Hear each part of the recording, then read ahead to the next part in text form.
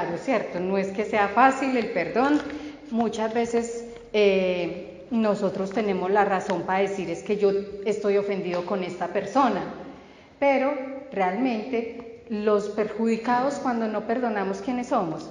Nosotros. El otro sigue tranquilo, el otro a veces hasta contento y nosotros carcomiendo nuestra alma por dentro, ¿cierto? Entonces, hay otra parte de la palabra de Dios que nos habla de que nosotros debemos reconciliarnos rápido. Y dice que no se ponga el sol sobre tu enojo. Y dice, si se enojen, no pequen, que no se ponga el sol sobre su enojo. ¿Qué quiere decir? Que el Señor sabe que la misma palabra nos dice si se enojan.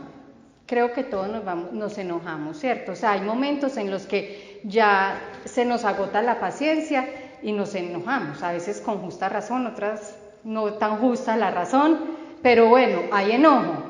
Pero entonces el Señor nos da la solución para ese enojo, para que no caigamos en el pecado. El pecado no es enojarnos, el pecado es que ese enojo nos dure. Entonces, cuando ese enojo nos dura, ¿cómo se llama? Resentimiento o falta de perdón. Entonces, esto es muy importante que lo guardemos en el corazón, que la puesta del sol no nos sorprenda sobre nuestro enojo. O sea, que según esto, la puesta del sol, ¿qué es? Es cuando amanece, ¿cierto? Según esto, lo que la palabra nos quiere decir es que tratemos de perdonar, ojalá el mismo día de la ofensa, que no se ponga el sol sobre su enojo. Entonces, quisiera que habláramos de una cita bíblica y es Lucas 15:11. Esa es una parábola que nos enseñó Jesús. Yo sé que si les digo la primera parte del nombre, ustedes me la completan. El hijo pródigo. Todos nos la sabemos, el hijo pródigo. Vamos a contextualizar un poquito esta parábola. Vamos a hacer de cuenta que eso está pasando hoy, con las condiciones de hoy, en el contexto cultural de hoy, para que logremos de pronto sacarle un poquito más el jugo a esta palabra que el Señor nos presenta hoy. ¿Por qué quisiera que compartiéramos esta palabra? Porque una de las caras del amor de Dios es el perdón. Y si nosotros queremos parecernos a Dios, pues entonces que eso es lo que nos dice la Biblia, que lleguemos a la estatura del varón perfecto, y el varón perfecto es Jesús, ¿cierto? Entonces, si eso es lo que queremos hacer, debemos imitarlo también en eso. Como les digo, yo sé que, vuelvo y repito, yo sé que el perdón no es fácil, en algunos casos, en otros es más facilito, pero hay unos que le cuesta a uno más. Pero bueno, lo que necesitamos es que la misma palabra de Dios nos confronte, que como decía Andrés ahora en la oración, que esa palabra de Dios, como dice la misma palabra, sea una espada cortante que penetra hasta lo profundo de nuestro ser. Dice la Biblia que penetra hasta los tuétanos. ¿Y saben cuál es el tuétano? Lo mejor dicho, la sustancia del hueso. La que uno se ruñe, ese es el tuétano, pero hasta allá llega la palabra de Dios, o sea, tiene ese poder de llegar hasta lo más profundo. Entonces, como yo sé que todos no sabemos la parábola del hijo pródigo, no la vamos a leer toda. Dice que Jesús le cuenta esta parábola, y es que un hombre tenía 2 hijos. Hubo un momento en el que el hijo menor le dijo a su papá: padre, dame la mitad de la herencia que me toca. Le dijo el hijo menor. Imagínense, ¿cuántos de acá somos padres? Casi todos. Imagínense nosotros como padres, ¿cuánto nos toca trabajar para dejar la herencia a un hijo? ¿Sí ven? Es que no es fácil. Para poderle dejar la herencia a un hijo nos toca trabajar mucho, y mucho, y mucho, para poder dejar la herencia a un hijo. Y llega y le dice al papá: bueno, papi, deme lo que me toca a mí. el papá se lo dio. Dice que repartió los bienes y se lo dio. Él ya sabía cuál era, uno como padre sabe cuál es la madurez que tiene su hijo. Seguramente cuando ese hijo llegó donde el papá ya sabía que ¿qué iba a hacer? Que se la iba a malgastar. Imagínense nosotros que llegue el hijo y nos diga todo el trabajo de uno de toda una vida, y que él diga, bueno papi, deme la herencia, y que uno sepa, porque uno conoce sus hijos y uno sabe qué es lo que va a hacer con esa plata, y uno sabe que eso va a ir y se lo va a malgastar, que sabe qué vicios, bueno, póngale usted los vicios que quiera a este hijo pródigo. Aquí no, aquí dice, en la palabra de Dios nos cuenta que vivió una vida desenfrenada. O sea, piensen en este momento, ¿qué puede ser una vida desenfrenada? Y usted a ese hijo que va a vivir una vida desenfrenada le está dando la parte de la herencia que le toca. Imagínese el dolor de ese padre. Ahora, nos cuenta esta parábola, que el hijo se fue, se derrochó la herencia, se la gastó, vivió una vida desenfrenada. ¿Y qué le tocó hacer después? Cuidar los cerdos. En la Biblia los cerdos es un animal impuro.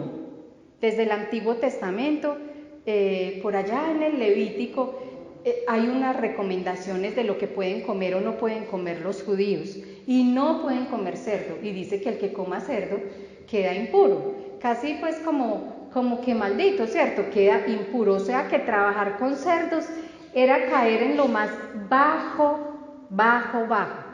Ahora imagínese tener tanta hambre que quiere comer lo que comen los cerdos, que es un animal impuro para él. Entonces eso nos indica el estado en el que estaba ese muchacho, el estado al que había llegado, ya mejor dicho, del suelo para abajo, ya como nosotros decimos, había tocado fondo. Bueno, pero acá llega una parte muy hermosa. En estas hay en Lucas dice que es el Evangelio de la misericordia, porque son varias parábolas que hablan acerca de la misericordia del Señor. Ese padre, en este caso, está representando a Dios, ¿cierto? Y entonces ese hijo llegó un momento que dijo, no, venga, yo aquí comiendo pues lo que comen los cerdos, lo peor, aquí en una cochera, sucio. Ustedes saben a lo que huelen las cocheras, ¿cierto? Después de ser digamos pues un hijo de papi y mami, que tenía su herencia, que tenía su super casa, y terminar durmiendo en una cochera, imagínense cómo estaría oliendo, cómo estaría la ropa. Bueno, cuál era el aliento que tenía, porque comiéndose esa comida de los cerdos. Entonces dice, bueno, yo aquí pues qué bobada, si la verdad es que los hijos de mi padre viven mejor que como vivo yo. Entonces él toma la decisión de volver donde su padre. O sea, se arrepintió, ¿cierto? Toma esa decisión. ¿Cómo? Volver arrepentido. Entonces toma esa decisión. A veces en medio de las dificultades, en medio del hambre, o sea, el hambre figurada, porque no solamente es hambre de alimentos, a veces tenemos hambre de otras cosas, ¿cierto? Y a veces es ahí cuando reconocemos, hombre, ¿yo por qué estoy viviendo así? Si yo puedo volver a Dios. A veces es en esos momentos en los que nosotros tomamos la decisión de volver al Señor. Cada uno tiene un camino diferente, no quiere decir que a todos les vaya a pasar como al hijo pródigo. Pero entonces él dice que va a regresar donde su padre. Y dice, le diré, Padre mío, he pecado contra Dios y contra ti. Ya no merezco llamarme hijo tuyo. Entonces dice que se puso en camino y regresó a la casa de su padre, ¿cierto? Cuando estaba lejos, dice muy hermoso, es que la Biblia es muy romántica, y dice, cuando todavía estaba lejos, su padre lo vio. Imagínense ustedes como papá, ¿qué sienten si eso fuera el caso de ustedes, que su hijo se haya ido? ¿Qué sienten en ese momento que llega? Y entonces, el padre, ¿cómo lo recibió? Con abrazos, con besos. ¿Ustedes lo recibirían igual? ¿O lo recibirían con un regañito? ¿Sí ve? Yo sabía que eso iba a pasar. Se fue a malgastar la plata, ¿no? Todo. La verdad, yo creo que a mí no me alcanzaría, yo sí le daría el abrazo muy feliz, pero creo que primero le daría un regañito. Piensen ustedes a ver si le dan el regaño o no, o primero lo abrazan. Bueno, entonces dice que el padre lo recibió con abrazos. Además de eso, tiene unos signos muy lindos esta parábola, y es que dice: el padre ordenó a sus criados, saquen pronto la mejor ropa y vístanlo. ¿Qué quiere decir eso? O sea, el padre había guardado la ropa del hijo. Cuando el hijo se fue, me imagino que le quedó el closet, pues digamos, el closet ahí con la ropa colgada. No la había sacado muerto de la rabia, todavía la tenía ahí esperando que su hijo regresara, porque sabía que iba a volver, que esa era la ropa que iba a volver a usar. Ahora, bueno, así como por encima podemos pensar eso, pero eso también tiene un significado más profundo, y es el nuevo vestido que el Señor siempre nos da cuando volvemos a Él. Nos cambian nuestros harapos. Bueno, es que yo me imagino pues a qué estaba oliendo, y no tenía plata pues para llegar donde el papá mejor vestido, llegó como estaba. Entonces le cambia sus harapos, le cambia su suciedad, no por cualquier ropa, por el mejor vestido. Además, le da un anillo que significa autoridad. Ustedes han visto que los obispos siempre usan un anillo, o los sacerdotes cuando se ordenan usan un anillo. Significa la autoridad y significa la alianza que tienen con el Señor. Y además les dio sandalias. ¿Qué significan las sandalias? Que antes, en esa época, los que no tenían sandalias eran los esclavos. Llegó sin sandalias, llegó como un esclavo. Y ahorita el padre le da unas sandalias que lo hace libre, que digamos que metafóricamente lo equipa para seguir adelante en su camino. Y además le hace una fiesta. Bueno, mata al becerro más gordo y le hace una super fiesta. Estaban en la fiesta y llegó el hijo mayor. ¿Y se puso contento o aún? El hijo mayor se puso bravo. ¿Cómo así? Este se va, se gasta la plata, derrocha la plata, viví una vida horrible y usted lo recibe de esa manera. ¿No se lo merece? Yo soy el que merezco porque siempre me porto bien. Y él que siempre trabajaba y que estaba ahí y que ni siquiera le dice, y yo que siempre estoy acá, usted ni siquiera me deja hacer una fiesta con mis amigos acá. Y entonces el padre le dice, pero alégrate porque tu hermano ha llegado. Entonces, si nosotros estaba perdido y ha vuelto. Sí, hay tres actitudes acá, tres personajes: el papá, el hijo pródigo y el hijo mayor. Yo creo que todos tenemos un poquito de todos. Pensemos, cuando estamos en la posición de ese hijo que la ha embarrado, que ha hecho lo que no debe hacer, tenemos la capacidad de arrepentirnos, de volver a tomar el camino, de decir, bueno, voy a buscar a esta persona. O necesitamos llegar al límite, o somos de los que nosotros la embarramos y nos tienen que pedir perdón a nosotros. ¿Ustedes han visto eso?